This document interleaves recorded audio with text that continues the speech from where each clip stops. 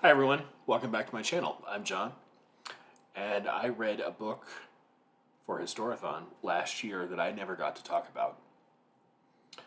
And I am still playing catch up with writing and talking about reviews. So, back when I first discovered Princeton University Press, I found that they have this thing called the Princeton Classics line.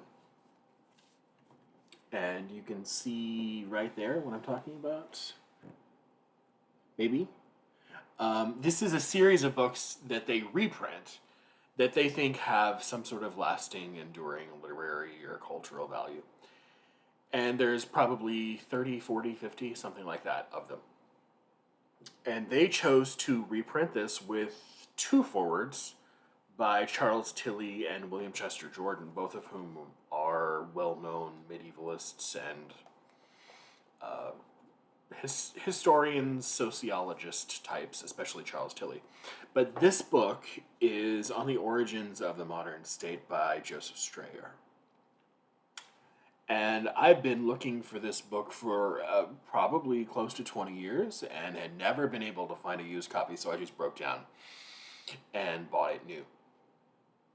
I never would have imagined that it would be so easy to find, or that a university press would still have it in a reprint line. But there it was. I was so happy. It is very short, 100 pages, 110 pages. But it is about pretty much what the title says it is. Joseph Strayer was a historian. He lived from 1904 to 1987. And he was also a medievalist and an academic. And he worked for Princeton University in the history department. I think he might have even been the head of the history department. And in his downtime, he toppled foreign governments for the CIA during the Cold War, allegedly. In the late 60s, he delivered a series of lectures, which were later collated and published as On the Medieval Origins of the Modern State. And they were published in 1970. And it was reprinted in the Princeton Classics line.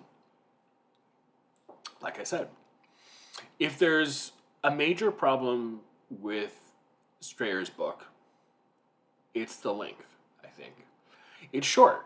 It's, like I said, 110, 111 pages. And unfortunately, they read exactly like what they are.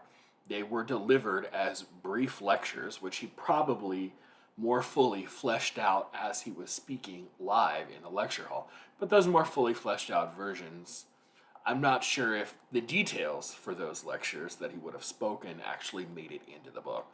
The book is a very bare bones set of assertions, statements, arguments that aren't heavy on examples, aren't heavy on illustrations, context, anything else that you might like in a work of political history. They are brief lectures meant to paint with a very broad brush over very large areas of geographical space and large periods of time. So to cover the major patterns that ends with the coalescence of European states from, say, 1100 to 1600 is an impossibly tall order in 110 pages. If you use it as an outline that guides conversation rather than delivering definitive answers, then it's much better suited for its purpose. But whether it deserves, a place in the classics line alongside works like Popper's The Open Society and Its Enemies or Pocock's Machiavellian Moment, I'm really far from qualified to say. I'll just talk a little bit about my reading experience. It seems to lack quite a few of the things that the latter two deliver in spades, but maybe maybe it belongs there based on Strayer's reputation, which is strong, and his influence, his ideas and teaching had on two generations of students after.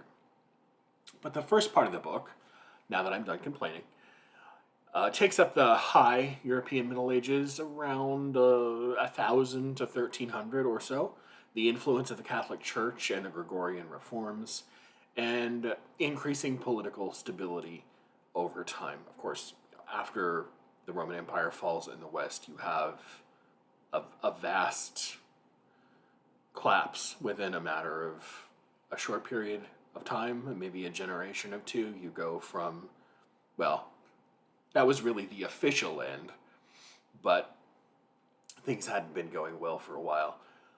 But it took a long time, it took centuries for things to become more politically stable again, and this is where you see the beginning of that. As political institutions began to slowly cement the roles of other legal and administrative and financial institutions had the chance to develop. Strayer mentions how important shifting loyalties were to the emerging conception of the state. Early on, leaders drew their power from membership in military organizations, military charisma, tribal customs. But as Christianity increasingly became the de facto religion, the church and the early state start to prop each other up. The church mostly by promoting divine right. This sets the scene perfectly for future problems like the investiture crisis, which will happen during this period. The hard times of the 14th and 15th century, the plagues, religious wars, famine, helped further consolidate, interestingly enough, what would eventually become the tools of the sovereign state: the right to tax its citizens, flourishing bureaucracy, and the birth of medieval representative bodies.